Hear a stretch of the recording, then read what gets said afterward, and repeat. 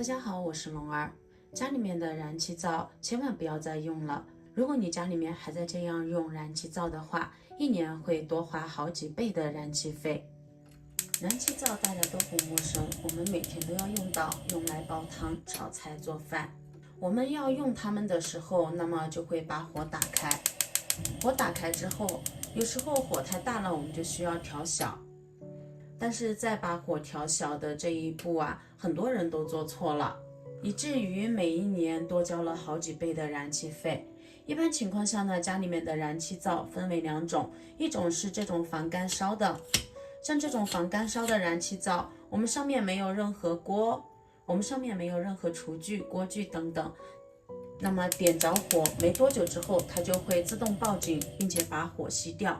还有一种就是这种不带防干烧的燃气，一般家里面用的都是这种呢，就是上面没有厨具锅具，那么也能把火打着。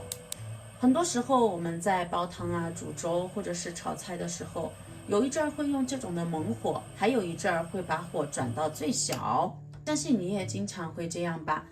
但是大多数人在调火大小的这一个方面就做错了。为什么这样说呢？大家看我说完你就明白了。而且这个错误的方法95%以上的家庭都在用。为了防止火自动熄灭掉，我们在上面放一个锅，然后再把火打开。平时做饭的时候烧汤或者是炒菜，我们有时候会用到这种的猛火，就是这种非常大的火，也有时候会用到小火。比如说我们在煮粥煲汤的最后一个阶段，基本上用的都是小火。那么你是怎么调小火的呢？相信大部分人把火调小都是直接往上面这样来拨。来看看这个旋转按钮，往上拨，这个火就会变得非常小，再往上面火就关掉了。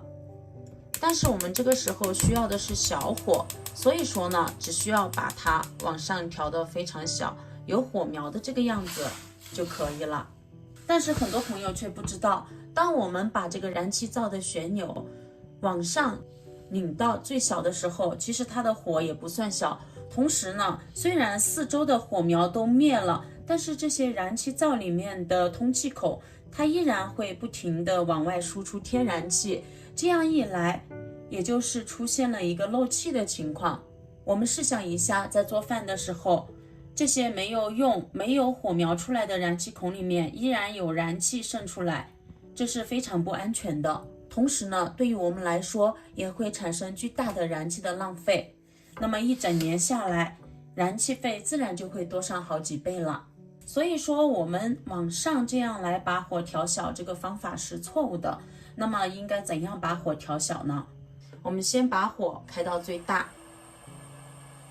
来观察一下燃气灶上的这个旋钮，它总共有3个点，这个点、这个点和这一个点。我们可以看到每一个点它所对应的标志是不一样的。第一个点它是一个小圆点，说明是开火的地方，也就是我们开关的所在。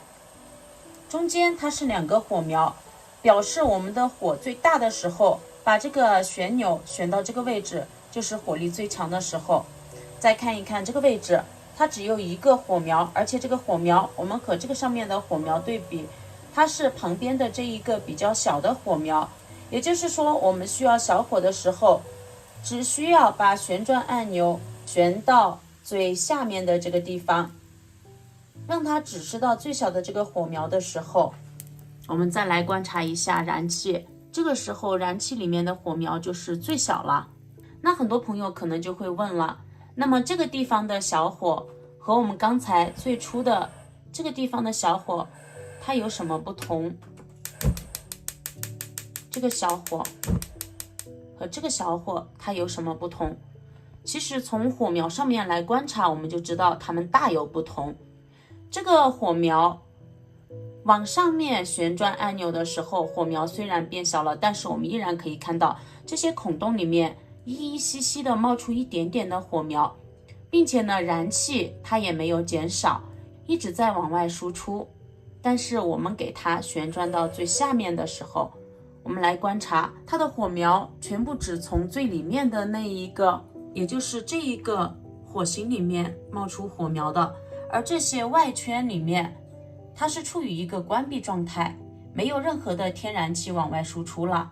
所以说呢，以这种方式把火调到最小，不仅可以节省天然气，而且外面的这些输气孔，它里面的燃气是全部被关掉的，那么天然气是没有办法出来的。这样一来既安全，而且一整年还能节省不少的燃气费用呢。所以说呢，大家一定要把这个分清楚。我们在旋转按钮的时候，不要旋转到最上面去把火调小，而要把它旋转到最下面来，把火调小才是正确的打开模式。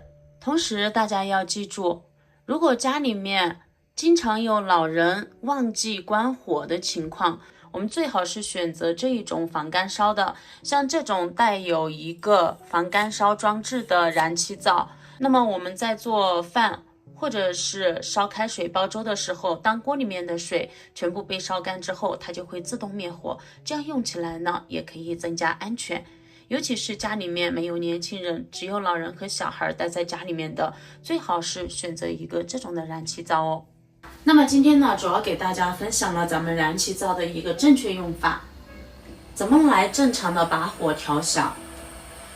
看完今天的这个视频之后啊，相信大家也对于燃气灶的正确调火方法有了一个更深层次的认知了。